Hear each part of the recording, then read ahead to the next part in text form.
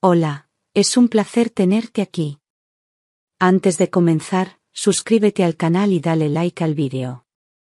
Aquella mañana, el reloj marcaba las 12:15 cuando salí corriendo de la oficina. Llevaba todo el día entre reuniones y llamadas, pero algo dentro de mí me empujó a ir a casa antes de almorzar. Javier, mi marido, había estado enfermo toda la semana, con supuestos dolores musculares y fiebre baja. Aunque me aseguraba que solo era un resfriado, su voz sonaba cada vez más apagada. Decidí sorprenderle llevándole sopa caliente y una barra de pan recién horneada. No imaginaba que esa decisión cambiaría mi destino para siempre. Subí las escaleras con prisa, sin hacer ruido. Pensaba en cómo me miraría con ternura al verme entrar, cómo agradecería el gesto, cómo me abrazaría. A pesar de los años de matrimonio, aún deseaba sentir que le importaba. Al meter la llave en la puerta, noté que no estaba cerrada con seguro, algo raro en él. Entré con cuidado, con la bolsa en la mano y el corazón lleno de intenciones nobles. La casa estaba en silencio, demasiado. Ni la televisión ni la radio estaban encendidas. Solo se escuchaba una voz, la suya. No me llamó al oírme llegar. No vino a saludarme ni preguntó qué hacía allí a esa hora. Me pareció extraño, pero seguí avanzando. Me acerqué al salón en puntillas, queriendo darle la sorpresa. Pero lo que escuché al cruzar el pasillo me paralizó. Su voz, dulce y relajada, salía del teléfono con palabras que no estaban dirigidas a mí. Ya queda menos, amor. Cuando ella no esté, tú serás la única mujer en esta casa. Sentí que el mundo se detenía. Mi pecho se comprimió con tanta fuerza que pensé que iba a caer al suelo. ¿Había oído bien? ¿Acababa de llamar, amor, a otra mujer? Retrocedí un paso, temblando, aún con la bolsa en la mano. Me escondí tras la pared del pasillo y apreté los labios para no gritar. Era como si de pronto todo lo que creía sobre mi vida se hubiera evaporado. Quise creer que estaba soñando, que era una confusión. Pero entonces dijo algo más, algo que me heló el alma. Ella está tan ciega que no se entera de nada, dijo Javier riendo, mientras la mujer del otro lado del teléfono también soltaba una carcajada. En cuanto firmemos el papel del seguro, lo tendremos todo. Luego nos largamos y fin de la historia. Me llevé la mano a la boca. Sentí náuseas. ¿Papel del seguro? ¿De qué estaba hablando? ¿Estaban planeando desaparecer conmigo incluida? La sangre me ardía por dentro. Me agaché lentamente y me apoyé contra la pared. Las lágrimas brotaban sin permiso. No entendía cómo había llegado hasta allí. Cómo el hombre con el que dormía cada noche podía estar tramando algo tan cruel. Recordé las veces que me había pedido firmar documentos, por rutina, su insistencia en contratar seguros, sus frases vacías sobre protegerme. Todo cobraba sentido. Pero de la forma más perversa. Seguí escuchando, sin moverme, atrapada por el horror. No aguanto más verla paseando como si fuera tan buena. Me dan ganas de vomitar, dijo él. Cada palabra era un latigazo en mi alma. Lo peor no era que tuviera otra mujer. Lo insoportable era la forma en que hablaba de mí, como si yo fuera un estorbo, como si mi vida valiera menos que una transacción bancaria. Me habían convertido en un estorbo a eliminar. Me levanté con cuidado, aún sin hacer ruido, y salí por donde había entrado. No podía enfrentarle todavía. No sin pruebas. No sin saber toda la verdad. Caminé por la calle sin rumbo, con la bolsa aún colgando de mi brazo. La sopa se había derramado, pero no me importó. Lo que se había roto ese día no era una comida, era mi confianza, mi seguridad, mi vida. Aquel mediodía, mi alma empezó a morir en silencio. Volví a casa esa noche como un fantasma. No dije nada. Javier me abrió la puerta con una sonrisa fingida y me preguntó por qué no había vuelto antes. Inventé una excusa absurda, diciendo que me había sentido mal en la oficina. Me abrazó y me ofreció un té caliente. Mientras lo preparaba, mi mente repasaba una y otra vez lo que había escuchado aquella tarde. Lo observé de lejos mientras removía el azúcar en mi taza. En sus gestos no había culpa, ni remordimiento. Su actuación era impecable.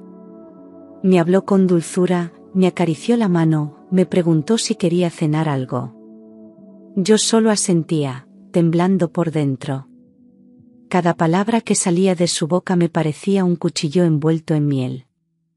Y yo no podía dejar de pensar en lo que planeaba. A medianoche, me encerré en el baño y vomité en silencio. Sentía náuseas, no solo por el té, sino por el asco que me provocaba tenerlo cerca. ¿Cuánto tiempo llevaba viviendo con un hombre que deseaba mi muerte? ¿Cuánto había fingido? ¿Cuántas veces me había mentido mirándome a los ojos? Me senté en el suelo frío y me abracé las rodillas.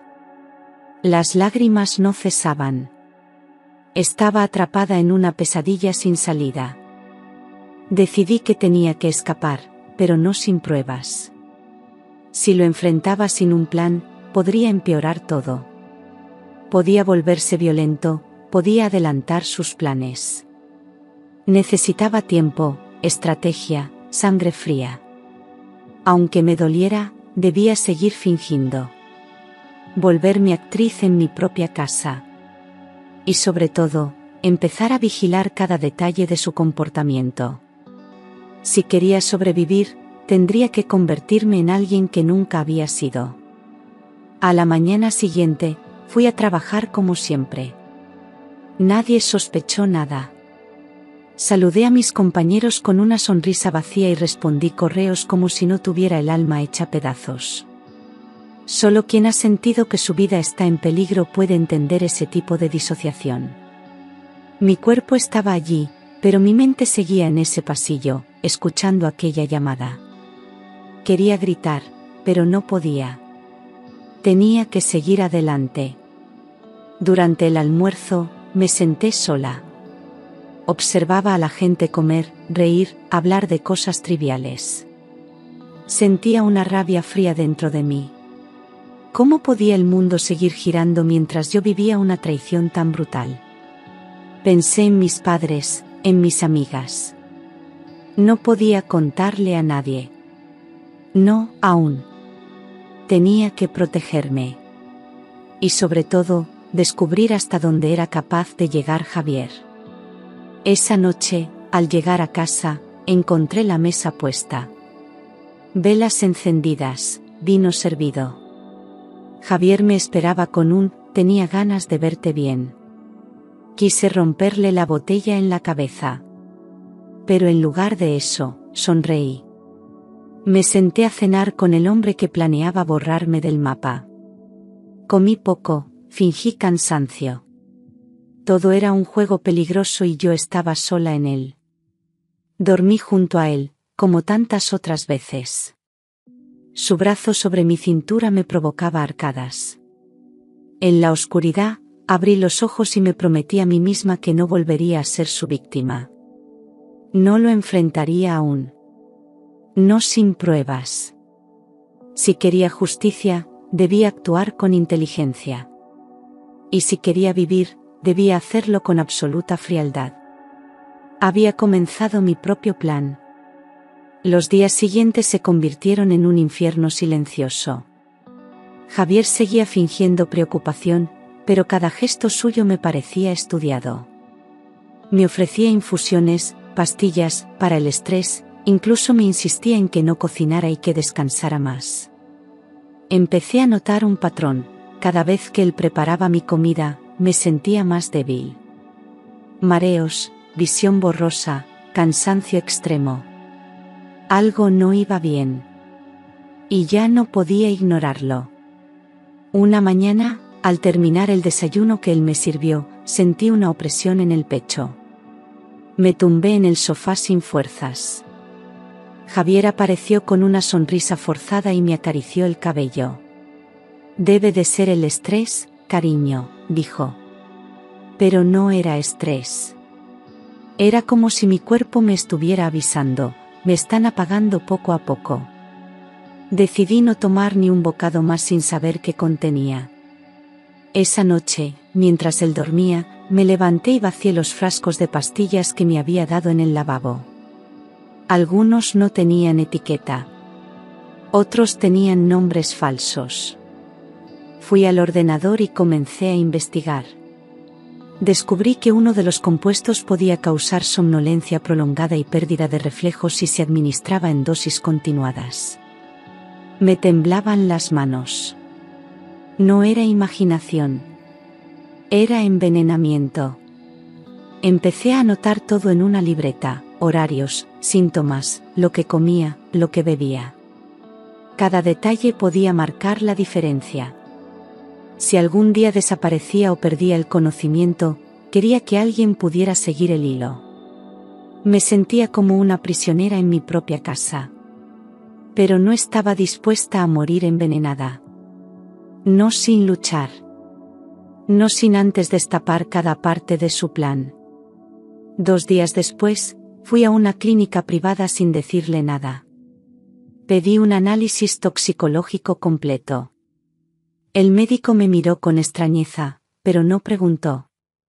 Le entregué una muestra de orina y sangre. Esa espera fue la más larga de mi vida. Tenía miedo de tener razón. Y aún más miedo de que no me creyeran si la tenía. Necesitaba que la verdad saliera del papel, irrefutable. Cuando recibí los resultados, el corazón me dio un vuelco. Había presencia de benzodiazepinas y trazas de otro compuesto sedante que yo jamás había tomado voluntariamente. El médico me preguntó si tomaba medicación por ansiedad. Le dije que no, que todo lo que ingería me lo daba mi marido. Su rostro cambió de inmediato. Me dijo que tuviera cuidado, que lo que reflejaban los análisis no era normal.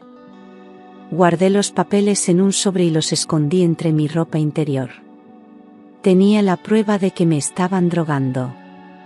Ya no era solo intuición o paranoia, era una realidad clínica. Quise correr, gritar, huir. Pero debía resistir un poco más. La verdad estaba saliendo a la luz, pero aún necesitaba más. Si quería justicia, debía ser más astuta que él. Y sobre todo, debía seguir viva. Esa noche, rechacé el té que Javier me ofreció y le dije que tenía dolor de estómago. Me miró raro, como si sospechara algo. ¿Seguro que estás bien?, preguntó. Asentí con una sonrisa cansada. Por dentro, hervía de tensión. Sabía que a partir de ese momento cada paso sería más peligroso. Pero también sabía que ya no había vuelta atrás. Estaba decidida a acabar con él. Desde ese día, cada noche antes de dormir, abría mi cuaderno y escribía. Anotaba la hora exacta en que él me ofrecía una bebida, cómo me sentía antes y después, qué síntomas aparecían. Registraba sus gestos, sus cambios de humor, sus frases ambiguas. Anoté también las veces que se ausentaba sin explicación. Convertí mi miedo en método. Necesitaba orden en medio del caos. Guardaba el diario dentro de una vieja caja de zapatos, bajo una pila de mantas en el armario. Sabía que Javier jamás miraba allí. Me volví paranoica, sí, pero era una paranoia justificada. Vivía bajo el mismo techo que un hombre que me quería fuera del camino. No podía darme el lujo de confiar en nada ni en nadie. Cada día que pasaba me acercaba más a una verdad brutal. También comencé a revisar sus cosas cuando salía a comprar. Su móvil, sus papeles, sus correos electrónicos. Descubrí conversaciones eliminadas, transferencias de dinero a una cuenta desconocida. Había una carpeta en su ordenador con documentos escaneados de mi firma. Me quedé helada. Estaba construyendo una trampa legal perfecta. Me quería hacer pasar por inestable. Quería quedarse con todo. La rabia me daba fuerzas. Durante años había sido una esposa leal, entregada, confiada. Y él estaba usándolo todo en mi contra. Pero no me iba a derrumbar. Al contrario. Empecé a grabar audios con mi móvil escondido en la bata. Cualquier frase suya podía volverse evidencia. Me convertí en mi propia investigadora. Y en ese proceso, entendí algo: no solo quería salvarme. Quería justicia. Un domingo por la tarde, cuando Javier salió a correr, tomé el teléfono y llamé a Mónica, su hermana. Ella siempre había sido distante conmigo, fría incluso. Pero sentí que debía arriesgarme. Si alguien podía ayudarme sin levantar sospechas, era ella. Cuando contestó, le pedí que nos viéramos en un lugar público.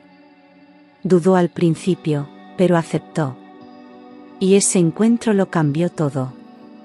Nos reunimos en una cafetería discreta, en una esquina tranquila del centro. Llevé una copia de los análisis y algunas notas del diario. No dije nada al principio. Solo se los pasé. Mónica leyó en silencio durante varios minutos. Cuando terminó, me miró pálida. ¿Estás diciendo que Javier te está drogando?, preguntó, sin atreverse a decir la palabra envenenar. Asentí.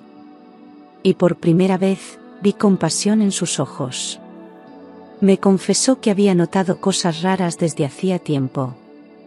Cambios de humor en Javier, frases extrañas sobre herencias, una actitud nerviosa cuando hablaban de mí. Nunca pensó en algo tan grave, pero ahora todo encajaba. Te creo, dijo en voz baja. Y voy a ayudarte. En ese momento, rompí a llorar. Sentí por fin que no estaba sola. Alguien más veía la verdad. Alguien más estaba dispuesta a pelear conmigo. Trazamos un plan. Mónica se ofrecería a quedarse en casa algunos días, como apoyo familiar, para ganar acceso sin levantar sospechas. Entre las dos, instalaríamos pequeños dispositivos de grabación en puntos estratégicos. Yo seguiría actuando como la esposa devota, mientras recopilábamos pruebas. No sería fácil. Pero ahora tenía un arma poderosa, alguien que sabía toda la verdad, y estaba dispuesta a luchar a mi lado. Mónica llegó a casa una tarde cualquiera, con una sonrisa falsa y una bolsa de pan. Javier la recibió con cordialidad, sin sospechar nada. Vengo a echarle una mano a mi cuñada, que no se encuentra bien, dijo. Él aceptó encantado. Tener una testigo le daba la excusa perfecta para seguir fingiendo. Pero lo que no sabía es que desde ese momento, todo lo que dijera sería grabado. La caza había comenzado. Instalamos pequeños micrófonos en el salón, la cocina y el dormitorio. Dispositivos discretos, escondidos entre libros, en el marco de un cuadro, bajo una repisa. Cada noche, Mónica y yo revisábamos las grabaciones en su coche. Las primeras horas fueron frustrantes. Javier no decía nada comprometedora. Pero sabíamos que en algún momento se relajaría. Tarde o temprano, bajaría la guardia. Y ese momento llegó una noche mientras hablaba por teléfono creyendo que estaba solo. Todo está yendo según lo planeado, dijo. Los sedantes ya hacen efecto. Apenas se mueve. Cuando firme los papeles del seguro médico, todo estará listo. Mónica y yo nos miramos en silencio, con el corazón latiendo a 1000 por hora. Lo teníamos. Esa confesión, esa frase exacta, era dinamita pura. En los días siguientes, recopilamos más pruebas. Él hablaba con una mujer a la que llamaba Laura, con tono íntimo y promesas de futuro. En cuanto ella desaparezca, tú y yo empezamos de cero, decía. Lo más escalofriante era su frialdad, su falta de remordimiento. No hablaba de mí como su esposa, sino como un obstáculo. Un estorbo. Y cada palabra suya quedaba grabada. Cada palabra era un paso más hacia su ruina. Con el nombre de Laura en la mano, Mónica y yo nos lanzamos a buscar quién era. Después de muchas horas en redes sociales y registros públicos, la encontramos. Laura Gómez, 39 años, ex empleada de una aseguradora, con antecedentes por fraude y estafa a personas mayores. Todo encajaba. No era solo una amante. Era una socia. Alguien acostumbrada a manipular, robar y desaparecer. Una verdadera profesional del engaño. Descubrimos que había estado involucrada en un caso parecido en Valencia. Un viudo millonario murió en circunstancias sospechosas tras hacer un cambio repentino en su testamento. Laura había sido su cuidadora durante los últimos meses. Aunque no fue condenada por falta de pruebas, el patrón era el mismo. Ahora entendíamos por qué Javier estaba tan confiado. Tenía una experta a su lado. No podíamos enfrentarla aún. Ni a ella ni a él. Lo que necesitábamos era más. Algo que un juez no pudiera ignorar. Decidimos centrarnos en obtener una grabación en la que hablaran explícitamente del plan completo, el envenenamiento, el dinero y lo que harían después. Mientras tanto, yo continuaba debilitándome. Mi cuerpo lo sentía. Me costaba levantarme de la cama, y a veces no recordaba cosas simples. Aún así, seguía adelante. Cada respiración, cada paso, lo hacía con una única idea en la mente: terminar con ellos. Javier dormía tranquilo, creyendo que todo salía perfecto. No sabía que cada palabra suya era un clavo en su propio ataúd. Laura, esa mujer sin escrúpulos, había entrado en nuestras vidas para destruirme. Pero no contaban con que yo iba a luchar hasta el último aliento. Una mañana gris, recibí un mensaje anónimo desde un número desconocido. No bebas lo que él te da. Ya lo ha hecho antes. Me quedé paralizada. ¿Cómo sabía esa persona lo que estaba ocurriendo? ¿Quién más estaba al tanto? El mensaje incluía una imagen borrosa, tomada con zoom desde un coche. Era Javier abrazando a otra mujer, pero no era Laura. Era una mujer mayor, de cabello corto, en una cafetería. Algo no cuadraba. Durante horas me senté en la cocina con la foto entre los dedos, temblando. ¿Había más de una? ¿Tenía Javier un historial de engaños? Esa posibilidad me revolvió el estómago. Tal vez no era la primera esposa que intentaba eliminar. Llamé a Mónica de inmediato y le mostré todo. Ella guardó silencio largo rato y luego murmuró: esta mujer se parece a una que conocí en el hospital donde Javier trabajaba antes. Un escalofrío me recorrió la espalda. Decidimos investigar más. Mónica usó sus contactos para acceder a ciertos documentos antiguos. Descubrimos que, hace 8 años, Javier estuvo involucrado en una denuncia de mala praxis que fue archivada rápidamente. La mujer de la foto se llamaba Teresa Ramos. Había fallecido meses después de recibir un tratamiento erróneo. Su marido había asegurado que algo no cuadraba, pero no tuvo pruebas. Todo fue silenciado. Y Laura ya estaba en escena en aquella época. Comprendí entonces que estaba casada con un monstruo. Alguien que ya había hecho esto antes. Que perfeccionaba su técnica con cada víctima. Yo era su siguiente trofeo. Pero esta vez, había cometido un error, me había subestimado. Lo que empezó como una historia de traición, se había convertido en una red criminal de largo alcance. Y yo iba a ser quien lo desenmascarara todo. A partir de ese descubrimiento, supimos que necesitábamos más que audios. Una imagen. Una escena irrefutable. Así que compramos una microcámara y la escondimos dentro de una caja de infusiones.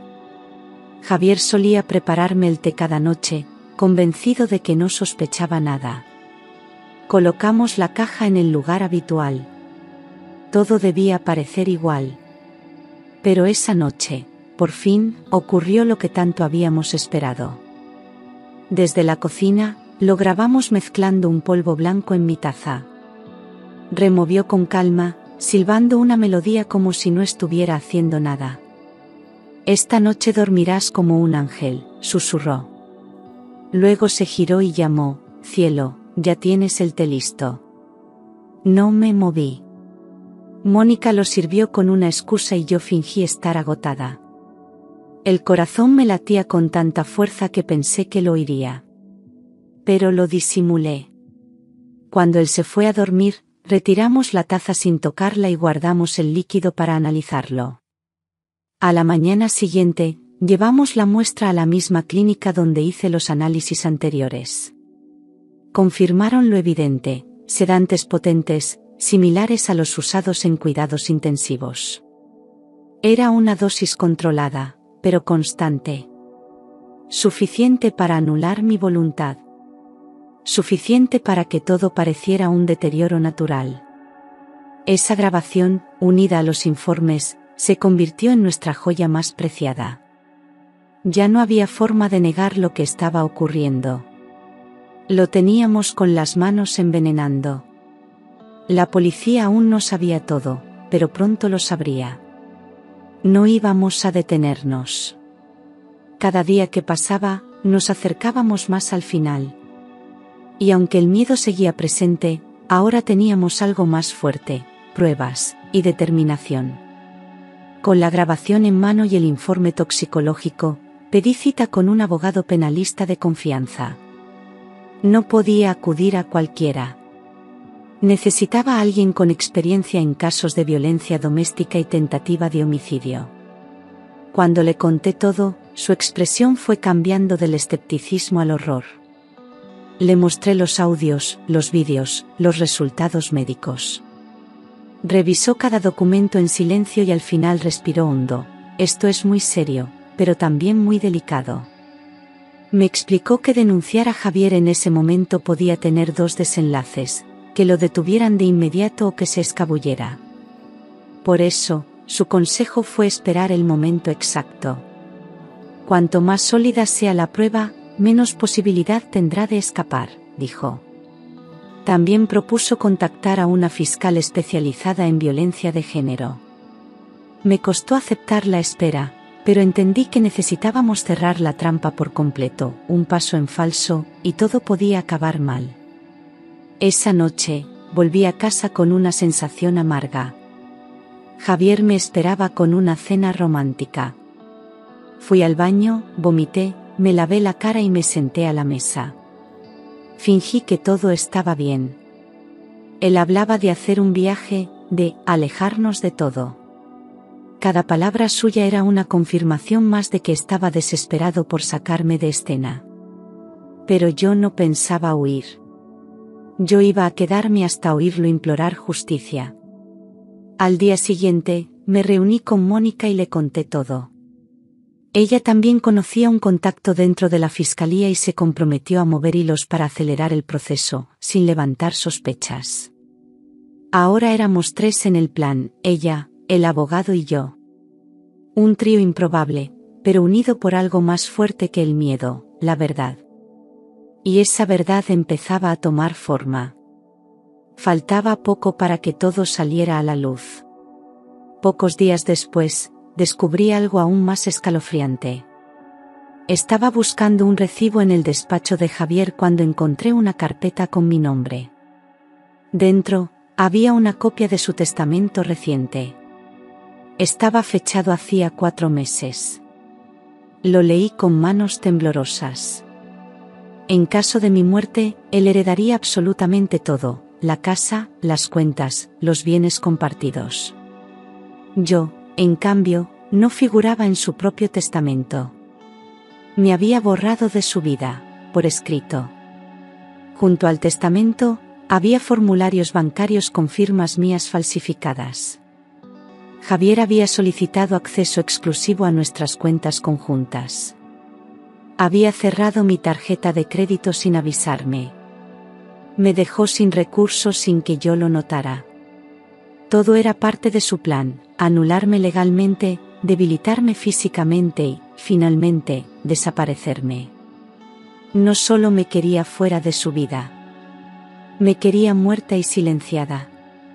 Lloré en silencio, sentada frente a esa carpeta como si fuese mi sentencia. Lo había planeado todo con una precisión aterradora. Y aún así, algo fallaría. Porque yo estaba viva. Porque yo sabía la verdad. Y porque ya no tenía miedo. Cerré la carpeta, la fotografié y volví a colocarla en su sitio. Sabía que era cuestión de días para que todo explotara. Estaba cada vez más cerca del final. Esa misma noche, le pedí a Mónica que me acompañara al banco al día siguiente. Necesitábamos acceso legal a toda la documentación. El abogado nos dio instrucciones precisas para obtener copias certificadas. Cada papel sería una prueba. Cada firma falsa, una prueba de intento de fraude. Javier no lo sabía aún, pero ya no era el cazador. Era la presa. Y el final se acercaba con pasos firmes. 2 días después, recibí una llamada inesperada de la aseguradora. Una voz masculina, profesional, me preguntó si confirmaba la solicitud de acceso a mi historial médico. Me quedé en silencio unos segundos. No había autorizado nada. Pedí que repitiera la información. El agente me explicó que mi marido, Javier, había presentado un poder notarial que lo autorizaba a gestionar mi seguro de vida. Mi corazón dio un vuelco. Le pedí que me enviara una copia del documento. Cuando llegó, sentí un escalofrío. La firma era mía, pero yo jamás la había escrito. Era una falsificación perfecta. Javier había ido más lejos de lo que imaginaba. Ya no solo me estaba drogando poco a poco, también estaba organizando todo para beneficiarse legalmente de mi muerte. Era un plan frío, meticuloso, sin margen de error. Solo que, no contaba con mi resistencia. Llamé al abogado de inmediato. Le envié los documentos y me respondió en menos de 1 hora. Esto es gravísimo. Ya tenemos falsedad documental, intento de estafa al seguro y prueba directa de premeditación. Me explicó que, con esto, podíamos activar una orden de vigilancia oficial. Pero debíamos seguir actuando como si no supiéramos nada. La fiscalía estaba preparando el movimiento. Era cuestión de días. Esa noche, cuando Javier volvió a casa, me abrazó con fuerza. «Estás muy callada últimamente, ¿segura de que estás bien?», preguntó con tono suave. Lo miré a los ojos y asentí. Sentí asco, pero también poder. Él creía que yo era la víctima perfecta. Pero no sabía que ya había firmado su propia condena. Y que a cada paso que daba, dejaba más rastros. 3 días después, Javier ejecutó su jugada final. Preparó una cena ligera y me trajo un té que, por primera vez, no pude rechazar. No quería levantar sospechas. Minutos después, comencé a sentirme mareada, con visión borrosa. Intenté levantarme, pero mis piernas no respondían. Todo se volvió lento, pesado, como en un sueño. Él me ayudó a tumbarme en el sofá, me tapó con una manta, y salió de la habitación. Horas más tarde, desperté en una camilla del hospital. Luces blancas, pitidos, el sonido de máquinas. Una enfermera me acarició la frente. «Estás a salvo. Has tenido una sobredosis». Me quedé inmóvil. ¿Sobredosis? ¿Qué había dicho Javier? Justo entonces, lo vi entrar, acompañado de un médico. Intentó quitarse la vida. Encontré una nota de despedida sobre la mesa, dijo él, fingiendo angustia. Quise gritar. Pero no era necesario. En mi bata, cosida por dentro, había una microcámara que lo había grabado todo. No solo preparando el té, sino también escribiendo esa nota falsa. El abogado había previsto esa posibilidad. Mientras Javier hablaba con los médicos, la policía ya había sido notificada por la fiscalía. Una oficial entró en la sala y le pidió que la acompañara. Su rostro cambió al instante. El miedo apareció por primera vez en sus ojos. Me dejaron descansar, pero ya no había vuelta atrás. El caso estaba oficialmente abierto. La fiscalía tenía pruebas sólidas de tentativa de homicidio, fraude y falsificación. Javier fue detenido para interrogatorio preliminar, pero aún no sabía el alcance real de lo que habíamos conseguido. Mientras tanto, Laura seguía desaparecida. Pero por poco tiempo. Ella también caería. Y caería muy mal. Permanecí ingresada bajo vigilancia médica durante 2 días. Nadie entendía cómo había sobrevivido a una dosis tan alta de sedantes. Yo sí lo sabía, mi cuerpo llevaba semanas resistiendo el veneno. Javier intentó acceder a mi habitación, pero le fue denegada la entrada. Ya estaba bajo custodia provisional. Aunque todavía no habían presentado cargos, el proceso judicial estaba en marcha. El segundo día, recibí la visita de la fiscal encargada del caso. Venía acompañada por mi abogado. Me mostraron los primeros informes forenses, había rastros claros de intoxicación prolongada. También me confirmaron que las firmas en los documentos del seguro eran falsas. Lo estamos cercando, pero necesitamos cerrar el círculo, me dijo la fiscal. Asentí con firmeza. No pensaba rendirme. Les entregué todo lo que tenía, copias de los vídeos, audios, registros bancarios, el diario con fechas exactas. Cada detalle era una pieza clave. También mencioné el nombre completo de Laura y su historial delictivo. La fiscal prometió investigar a fondo. Aquí no solo hay un intento de asesinato. Esto podría destapar una red de estafas más grande, añadió con seriedad. La gravedad del caso aumentaba por momentos. Esa noche, mientras intentaba dormir, una enfermera me trajo un ramo de flores sin tarjeta. Pero al fondo del jarrón encontré una nota: no lo cuentes todo. Sabemos dónde estás. Me invadió un escalofrío. Laura sabía que estaba viva. Y lo peor era que seguía libre. Aquello ya no era solo justicia, era supervivencia. Tenía que actuar rápido. Porque el reloj jugaba en mi contra. Al recibir el alta, la policía me escoltó directamente a casa. Javier continuaba detenido, pero Laura seguía en paradero desconocido. Vaciaron el piso en busca de pruebas adicionales. Encontraron frascos con restos de comprimidos y una carpeta con documentos bancarios a mi nombre falsificados. Aquello fue clave. La fiscalía aceleró la redacción de la acusación formal. El caso se volvía cada vez más sólido. El inspector a cargo del operativo, un hombre discreto y eficaz, me explicó la situación. Necesitamos una conexión directa entre tu marido y la mujer. Algo más que llamadas eliminadas o transferencias sospechosas. Le conté todo lo que Mónica y yo habíamos descubierto sobre los movimientos bancarios. Analizando los datos, localizaron una cuenta a nombre de una empresa fantasma que recibía ingresos periódicos. Tras rastrear las operaciones, los agentes identificaron varios retiros en efectivo en distintas ciudades. Una cámara de seguridad en Bilbao captó a Laura sacando dinero hace apenas una semana. Con esa imagen, se solicitó una orden de búsqueda y captura.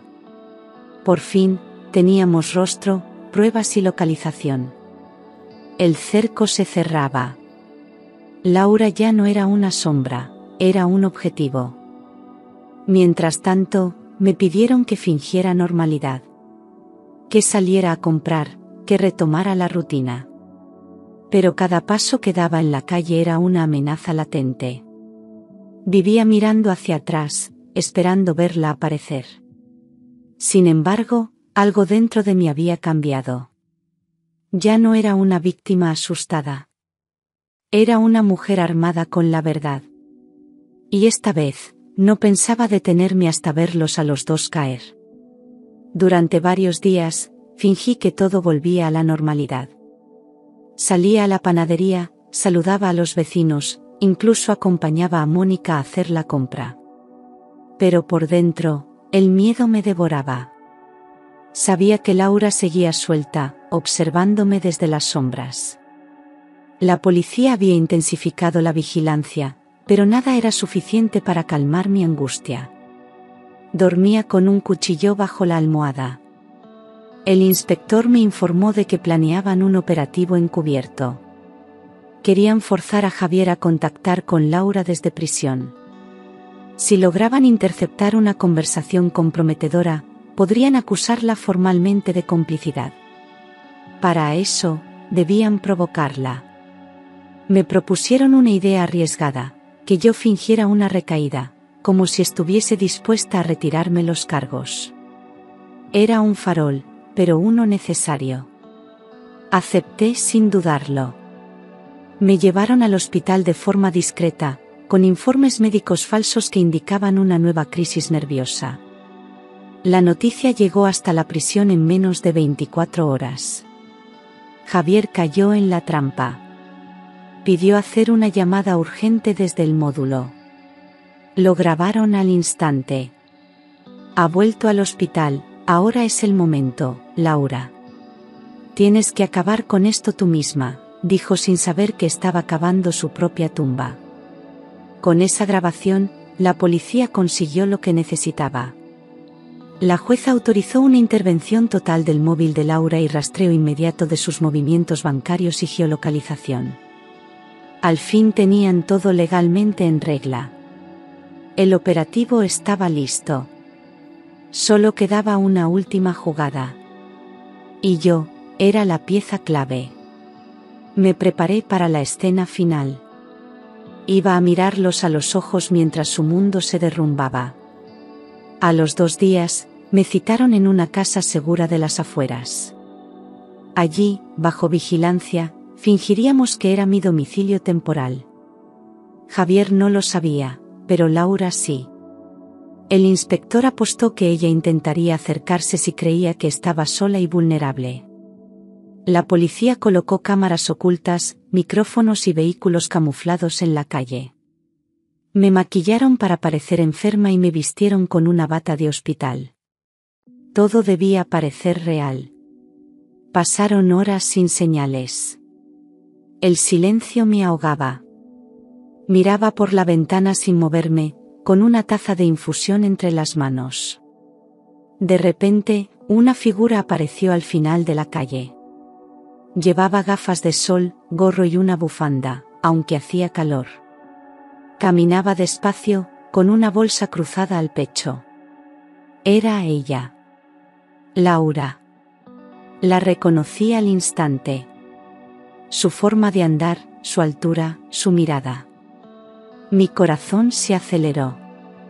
Se acercó al portal. Tocó el timbre. Soy de la farmacia, traigo su medicación, dijo con voz disfrazada. Apreté los puños. Mónica, que estaba escondida conmigo en el interior, asintió en silencio. Abrimos la puerta. Laura entró, mirándome con una sonrisa fría. Vaya, aún sigues viva, susurró. Antes de que pudiera sacar nada de su bolso, irrumpieron los agentes. Policía, no se mueva. Laura se congeló. Su cara lo dijo todo. La esposaron allí mismo. Intentó resistirse, pero no tuvo oportunidad. Gritaba que no sabía nada, que era inocente, que solo venía a ayudarme. Nadie la escuchaba. Yo me levanté con dificultad y la miré a los ojos. Te creías lista. Pero yo aprendí a ser más lista que tú. No respondió. Solo bajó la cabeza. La trampa había funcionado. El final estaba cerca. Y esta vez, el guión lo escribía yo. Tras la detención de Laura, todo se aceleró. La noticia apareció en los medios en cuestión de horas. Detenida mujer implicada en tentativa de asesinato a esposa envenenada, decían los titulares. Javier, desde prisión, solicitó hablar con su abogado. Al enterarse de la caída de Laura, perdió el control. Gritó en su celda, rompió objetos, se derrumbó. No esperaba que ella cometiera un error tan estúpido. Pero ya era tarde. Ambos fueron citados a declarar por separado. Laura intentó distanciarse de todo. Dijo que Javier la había manipulado, que no sabía nada del plan. Pero los mensajes, los audios, las transferencias, los registros del seguro, la hundían. Javier, por su parte, cambió de versión varias veces. Negó haberme envenenado, luego dijo que solo era una dosis para calmarme, después culpó a Laura. Se contradecía una y otra vez. La fiscalía preparaba un caso sólido, con cargos múltiples, tentativa de homicidio, falsedad documental, fraude, blanqueo de capitales y asociación criminal. El juez rechazó la petición de libertad bajo fianza para ambos. Permanecerían en prisión preventiva hasta el juicio. Yo seguía bajo protección policial, pero al fin sentía que algo en mí se relajaba. Por primera vez en meses, pude dormir 3 horas seguidas sin pesadillas. Mónica me abrazó fuerte esa noche. «¿Lo has conseguido, hermana?», me susurró. No respondí. Tenía el cuerpo agotado y el alma vacía. Lo que había perdido era incalculable. Mi salud, mi paz, mi inocencia, mi matrimonio. Pero también había ganado algo, el control de mi vida. Y no iba a soltarlo nunca más. Lo peor había pasado, pero aún faltaba verlos caer, delante de todos. El juicio se celebró un mes después, en una sala abarrotada de periodistas, abogados, policías y curiosos. Yo llegué con la cabeza alta, aunque por dentro estaba temblando. Javier me miró como si no me conociera. Laura evitaba mi mirada. Sus rostros, antes tan seguros, ahora eran máscaras de miedo y vergüenza. Me senté frente a ellos, dispuesta a contar cada detalle. No me callaría nada. El fiscal expuso las pruebas con contundencia. Vídeos, grabaciones, informes toxicológicos, documentos falsificados, testigos.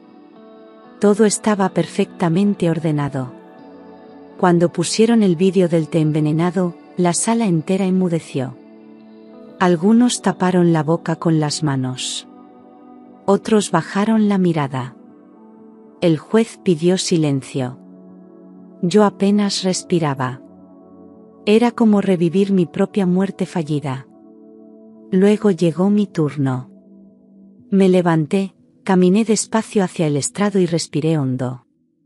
Conté todo con voz firme, cómo conocí a Javier, cómo me enamoré, cómo empezó el infierno.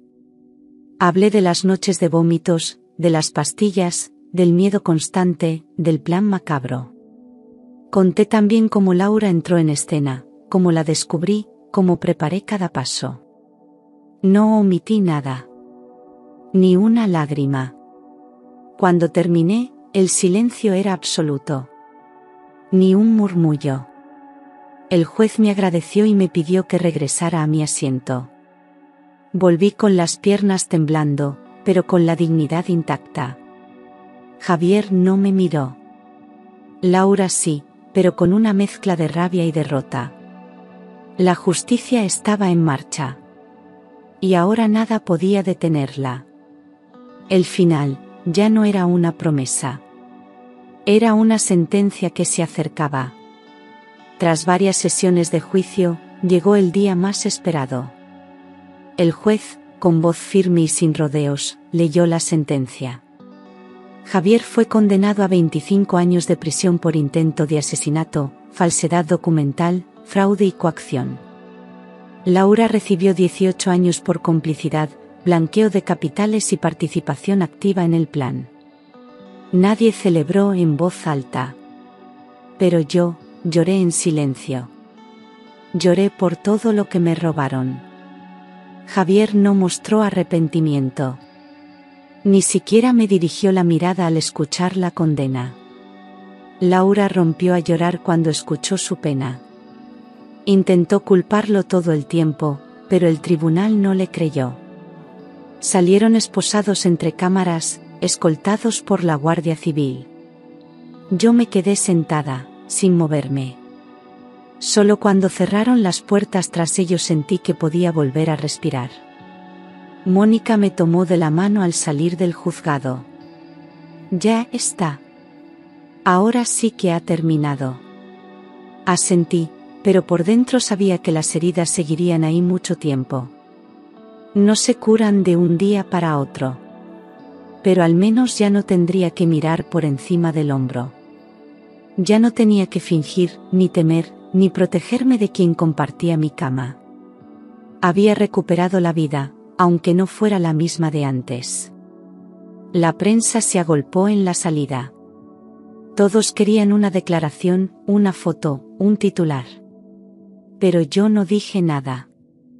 Caminé despacio hasta el coche, cerré la puerta y dejé que el mundo hablara por sí solo. Yo ya había dicho todo lo que tenía que decir, en el lugar correcto, ante quien debía escucharlo. La justicia se había hecho. Y aunque el dolor no desapareciera, al fin tenía paz. Volver a casa fue extraño. Ya no estaba Javier, pero su sombra aún flotaba en cada rincón. Tiré su ropa, sus libros, cada objeto que le recordaba. Abrí las ventanas, cambié las cortinas, pinté las paredes. Necesitaba empezar de cero. Era mi hogar, pero también era el lugar donde casi pierdo la vida. Quería que volviera a oler a esperanza, a luz, a libertad. Dormí sola por primera vez en meses sin sobresaltos. Me desperté con el sol entrando por la ventana y el canto de los gorriones. No soñé con veneno, ni con miradas frías, ni con muerte. Soñé con un mar en calma. Empecé a recuperar el apetito, la fuerza, el deseo de vivir. Cada pequeño gesto se volvía una victoria. Incluso salir a la calle sin miedo ya era un triunfo. Mónica me visitaba a menudo. Me ayudó con los trámites legales, pero también estuvo ahí en lo emocional. Nos habíamos vuelto inseparables. El horror nos unió de una forma que jamás habríamos imaginado. A veces hablábamos del juicio, de los detalles más oscuros. Otras veces simplemente compartíamos un café, en silencio, sabiendo que ninguna de las dos necesitaba decir nada más. Decidí no volver al trabajo. Al menos no por ahora. Me inscribí en un curso de escritura. Tenía tanto dentro de mí que necesitaba salir. Empecé a redactar mi historia, no como víctima, sino como mujer que sobrevivió. No sabía si alguien la leería. Pero a mí me estaba salvando. Porque contar mi verdad, también era una forma de curarme. Semanas después del juicio, ordenando documentos antiguos, encontré una caja olvidada en el fondo del armario. Dentro, entre papeles inútiles, había una carta sin sello ni destinatario. Reconocí la letra de Javier al instante. Con manos temblorosas, la abrí. Era una carta dirigida a Laura, escrita semanas antes de su detención. Sus palabras eran veneno puro: cuando ella muera, todo será nuestro. Solo tenemos que tener paciencia. Leí la carta una y otra vez, sin poder creer lo que veían mis ojos. No había ni una pizca de remordimiento. Solo ambición, frialdad y desprecio hacia mí. Hablaba de mi muerte como si fuera un trámite. Un paso más hacia una vida perfecta a su lado.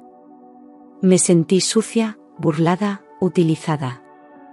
Todo el amor que alguna vez le tuve se convirtió en cenizas. No rompí la carta. La guardé dentro de una carpeta con el rótulo "Nunca olvidar". No como castigo, sino como recordatorio. Para que nunca volviera a confiar ciegamente. Para que jamás dudara de mi intuición. Esa hoja escrita con tinta negra representaba el fondo al que había caído. Y también el punto exacto desde donde empecé a levantarme. Coloqué la carpeta en lo alto de un estante, donde no pudiera verla a diario. No quería vivir anclada al rencor. Pero necesitaba tenerla cerca. Para recordarme de dónde vengo. De todo lo que sobreviví. Y de la mujer que soy ahora, alguien que miró la muerte de frente, y no se dejó vencer. El caso no tardó en convertirse en noticia nacional. Titulares como "Intentaron matarla por dinero, así descubrió el plan" aparecían en todas partes. Algunos medios querían entrevistarme, otros me ofrecían publicar mi historia. Al principio rechacé todo. No quería revivirlo una y otra vez. No quería ser la víctima del marido envenenador. Quería ser simplemente yo. Sin etiquetas. Sin morbo. Pero luego pensé en cuántas mujeres podrían estar viviendo lo mismo en silencio. Cuántas sospechaban de algo pero no se atrevían a hablar. Y entendí que mi historia no me pertenecía solo a mí. Que contarla podía salvar a alguien más. Así que acepté conceder una entrevista. Pedí que no pusieran mi dirección, ni mi apellido completo. Solo quería que se escuchara mi voz, no que me convirtieran en espectáculo. El reportaje fue respetuoso, directo y humano. Me sentí escuchada, no explotada. Después de la emisión, recibí decenas de mensajes de mujeres que me agradecían. Algunas me confesaban que gracias a mí habían tenido el valor de denunciar. Otras simplemente me decían, "Te creo". Y eso valía más que cualquier indemnización. Porque por fin sentía que todo ese sufrimiento había tenido un sentido. Mónica y yo lloramos al leer algunos de esos mensajes. Nos miramos sin decir nada. No hacía falta. Todo lo vivido había valido la pena si al menos una vida se salvaba gracias a nuestra lucha. No buscaba fama, ni justicia divina.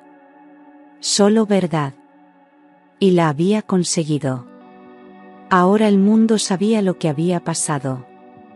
Y yo, por fin, ya no tenía que esconderme. Pasaron los meses, y con ellos, el invierno. Cambié de look, me corté el pelo y doné toda mi ropa antigua. Era como desprenderme de una piel que ya no me pertenecía. Empecé a caminar con paso firme, sin mirar al suelo. Ya no necesitaba esconderme detrás de nadie. Me había reencontrado conmigo misma. Empecé a dar charlas en centros de apoyo a mujeres víctimas de violencia.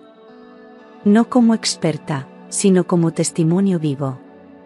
Cada vez que hablaba, sentía que una parte de mí se curaba. Cada historia que escuchaba me conmovía hasta los huesos. Ya no tenía miedo de mi pasado.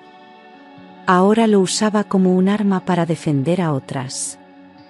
Me inscribí en un curso de formación para acompañar legalmente a mujeres en procesos judiciales.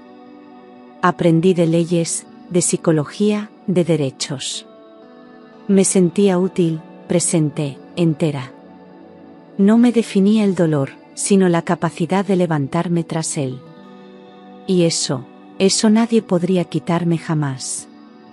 Había nacido una versión nueva de mí. Algunas noches aún tengo pesadillas. Sueño con Javier, con su voz, con su frialdad. Pero despierto, me abrazo a mí misma y respiro.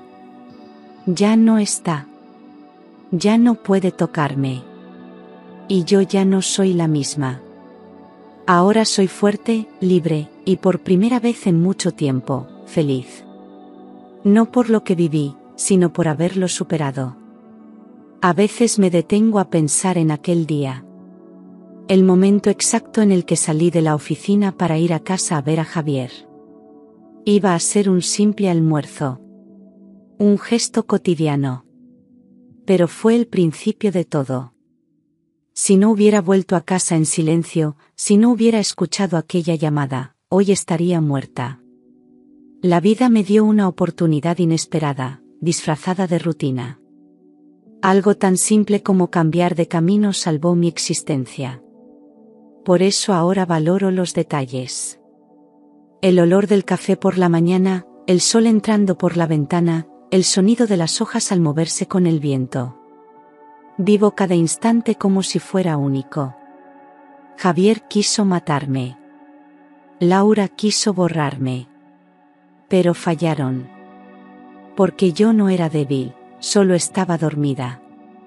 Y desperté con furia, con dolor, pero también con coraje. Sobreviví a su veneno, a sus mentiras, a su juego sucio.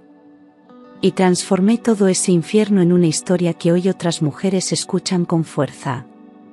Así que sí, aquel almuerzo me salvó. Me empujó a descubrir la verdad, a enfrentar el horror, a nacer de nuevo. Ahora, cuando paso por esa calle de camino a casa, sonrío. Porque ya no soy la víctima. Soy la que volvió. La que luchó. La que vivió para contarlo. Y nunca más permitiré que me quiten la voz.